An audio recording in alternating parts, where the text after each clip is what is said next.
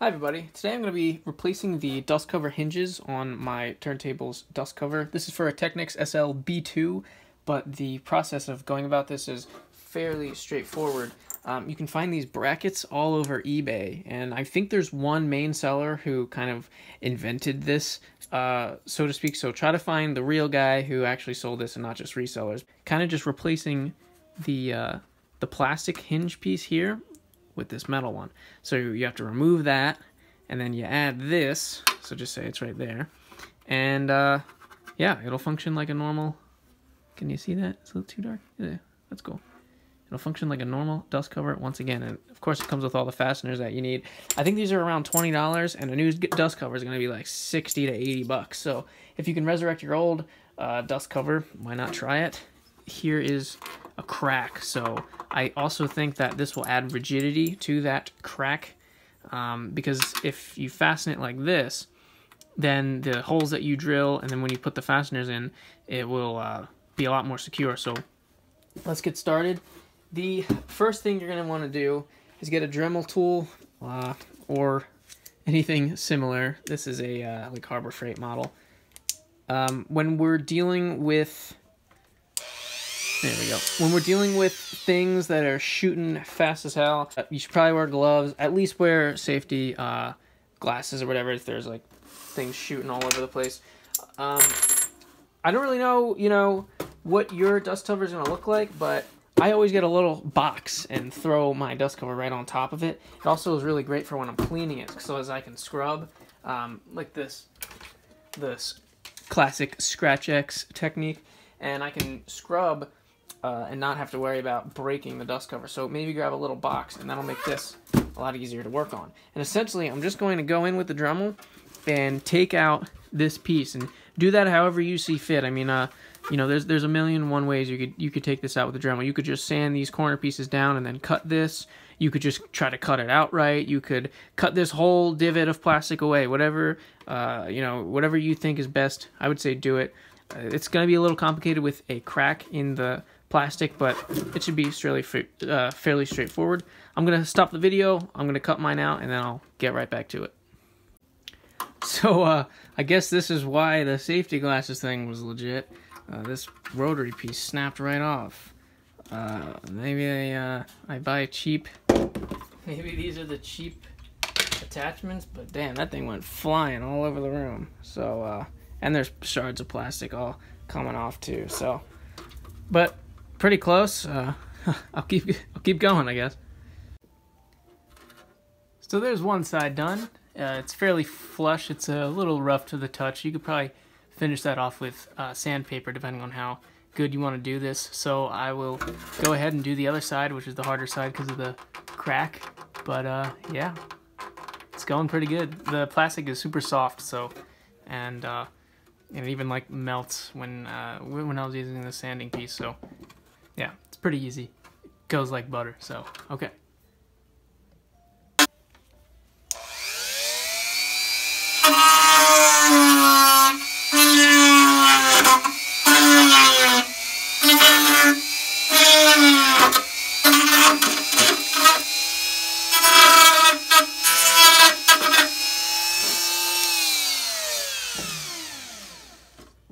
So the last piece came off. I kept trying to use these, which would have been ideal, but look how brittle these are. I can't believe how brittle. I couldn't even put these on. Every time I try to put them on, that's two of them. Look, I could probably break all four of these with the same effort. Yeah, I mean, this is a horrible saw attachment for this high spec. I don't know what brand this is. Yeah, High Spec is the name of the brand. Anyway, so don't get that Dremel. I'm going to just finish this off, and I'll just kind of show you my process here. So I just worked with what I had, which was this attachment piece. You can see it kind of looks like a saw, but all it is a sanding attachment. And then I'll finish the job with this other sanding attachment. Even with this horrible tooling, this job is still relatively pain-free. Okay, hopefully I don't die.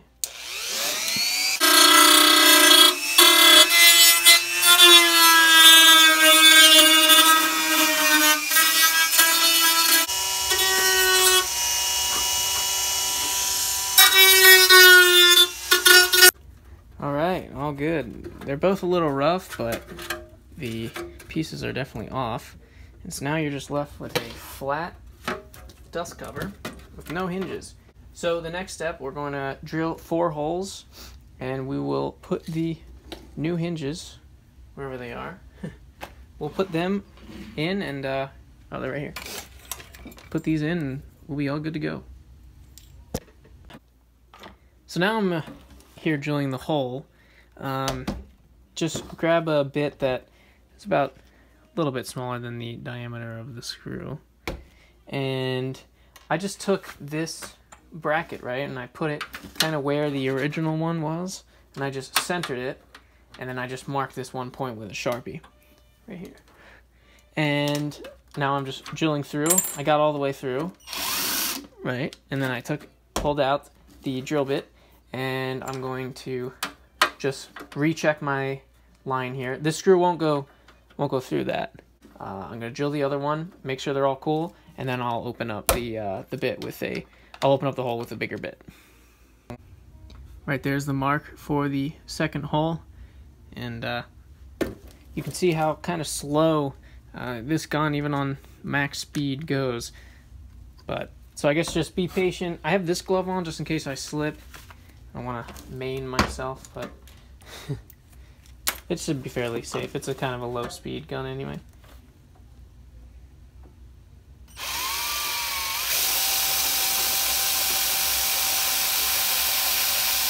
You want to try to keep the drill level, like you don't want to be like that, you know, drilling down.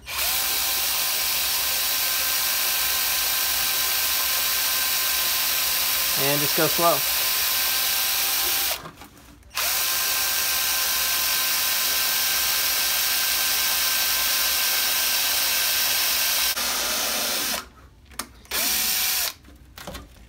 All right, it's looking pretty good. So I'll line up, and I'll just keep double checking, make sure I'm not screwing up too bad. And yeah, the holes line up fairly okay. If you're off a little bit, I don't know if I can really pick this up, but if I look at this and I see that this hole is off a little bit, you can actually take the bit, right? Make sure it's on spinning towards clockwise, and you can kind of just open it up by pushing down and then moving the bit to the left, and it'll kind of open up the hole to the left a little bit. See, I'm pushing to the left as the drill is moving.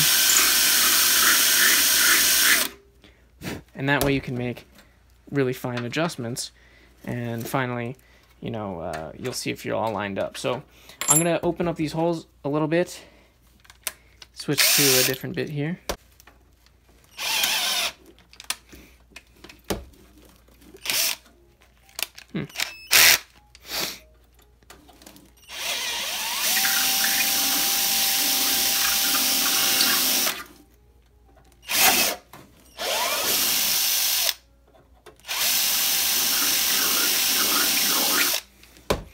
I'm just test fitting that screw.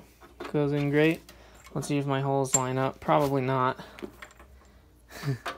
That's okay. See if the holes line up. And goes in okay. I could probably open this left hole up just a tad, but you gotta be careful doing it.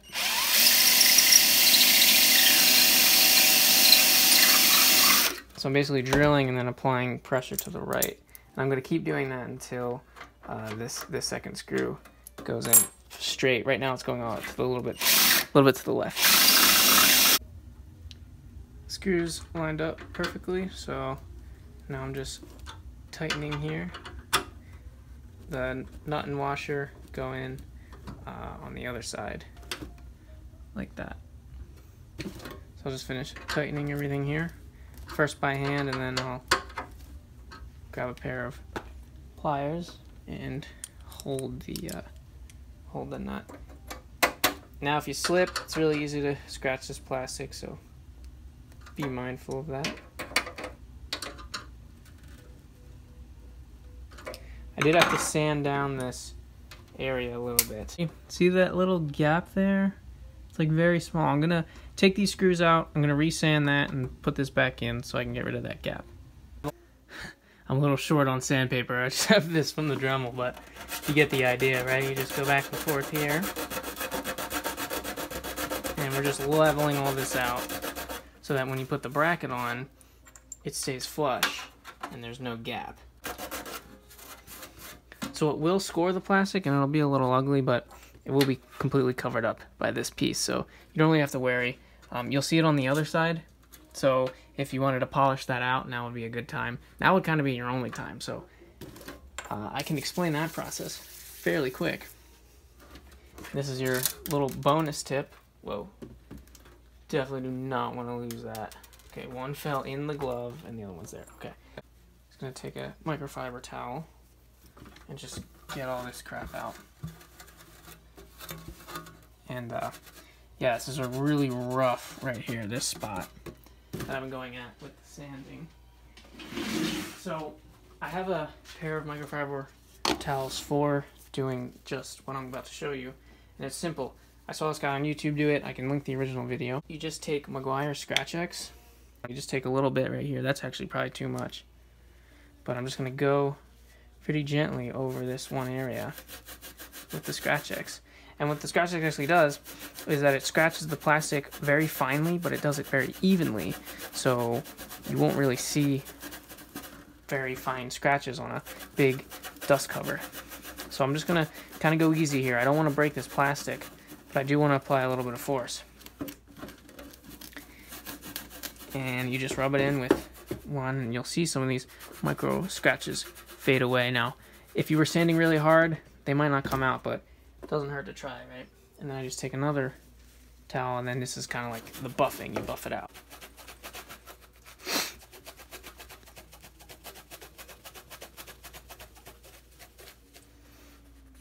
And it looks a little better. I mean, you can still see the heavy scratches, but it's a lot more pleasing to the eye than it was before. Alright, so now I'm installing the bracket back on after I sanded it down. We saw that gap was there and that wasn't too pretty, so this will help. This will help make a more flush look. Alright. Parts are pretty small, so it could be a little difficult. So I would tighten these down evenly at first, so you're getting one side's not lopsided, and then kind of tighten these as much as you can. You don't want to over tighten it, I would say, because you might snap the plastic, but I want to make a secure connection here. So I'll tighten it pretty good. I want it to come loose by accident, and there it is. So no more space in between. I'll go ahead and put the other side on here. I'll be sure to sand this side down first, and then drill my holes. It's gonna be a little tough with this piece. That's all, you know, knocked off, but it should be cool. All right. Lining up to see if this is flush, and as you can see, there's a little bulge right here that I have to sand down. And if you had more sandpaper than I do, you would have a lot easier time sanding. But nonetheless, just sand down those high parts. Just be careful. Once again, this thing can snap at any time, so proceed with caution. You know, just feel it. Like, that's the best way to do this. It's really hard to see if something is completely flat, but you'll always be able to feel those discrepancies.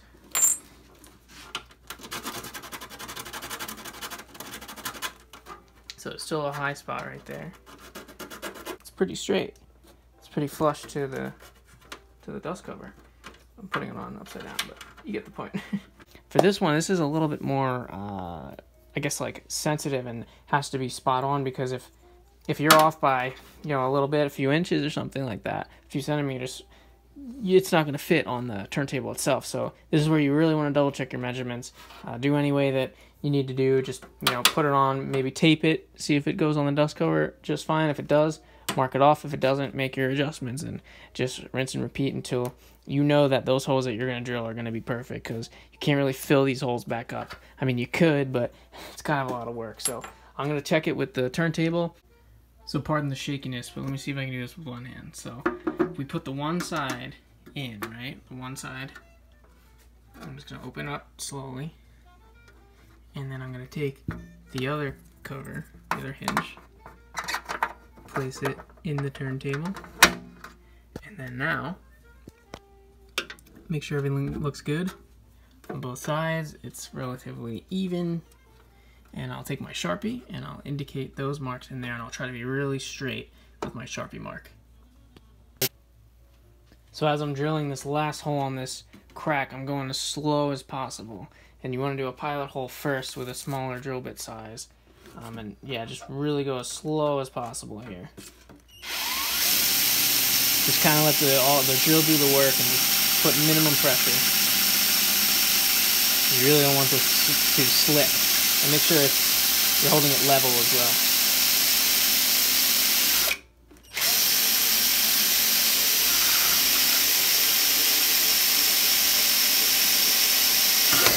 Alright, so once it's in, I'm just gonna reverse the speed, reverse the direction, and slowly take it out.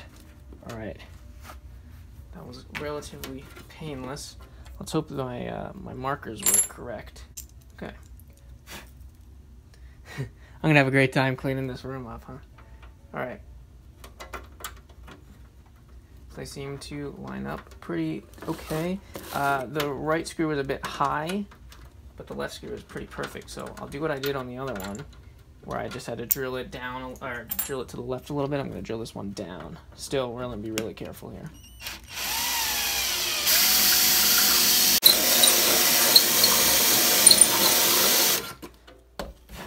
I don't know if that's the professional way of doing things, but, you know, it works. Yeah, that's good. That's good enough for me. So I'm going to loosely screw this back in and check if it fits on the turntable itself. And if it does, I'll clean everything up, secure it, and we'll be good to go. So there it is with the new hinges. Everything lines up perfectly, and then it closes. It's on obviously a little bit of an angle because of the crack, but that's all good. It's definitely a lot better than what it was, and it stays up. So I'm gonna clean up everything a little bit and show you the final product.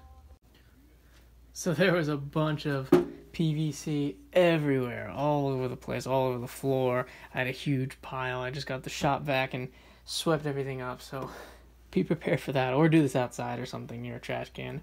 Anyway, here's the final result. So the dust cover is totally functional. It looks a lot better in my opinion than the plastic crap, especially with the crack. The crack is obviously a little bit uneven. There's a million and one ways to make that even. You could put stuff in between here so it would level out the plastic.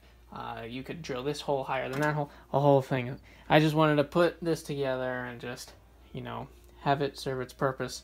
It holds the dust cover. It looks good. It's clean. That Meguiar's trick you can do on the whole dust cover. Just put it on, scrub it really hard, and then buff it off really nicely. I think it looks great. I did a whole video on this turntable, by the way, like servicing the inner mechanism, all that good stuff. If you are interested, definitely check that out. This is a Technics SLB2.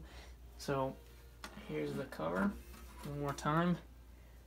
Not too bad. I've been putting off doing this for a little bit just because I knew I wanted to film it. I'm really glad I did. This is something that is really simple to do, and you know, sometimes you'll find a turntable that looks just like this on Craigslist or something. You could pick it up and, you know, buy a dust cover that's broken or has no hinges and pay the $18 or $20 or whatever it was for these, and there you go. You got a complete looking, completely functional turntable with the dust cover. Check it out. Works great. It looks great. And yeah, if anyone runs into any roadblocks or has any questions, please let me know. I just hit 100 subscribers, so that's pretty cool. I really stoked about that. If you've been here forever, or you know, since whenever I started, leave a comment, say what's up. Anyway, yeah, that is the dust cover hinge restoration repair video. Yeah, I'll put everything that you need in the description. These hinges, maybe a better Dremel. Definitely got some sandpaper. You don't want to be doing what I was doing, but hey, man, you know, no matter what you have, it'll always, obviously the drill, some things are essential, but no matter what you got, you can always make it work. So, all right, I got to clean up more PVC. I use a paintbrush and a microfiber towel, and that's how I'm getting everything. It's everywhere, man, seriously. All right, so, yeah, I hope you enjoyed, and once again, if you have any questions, please let me know, and have a good day. Thank you.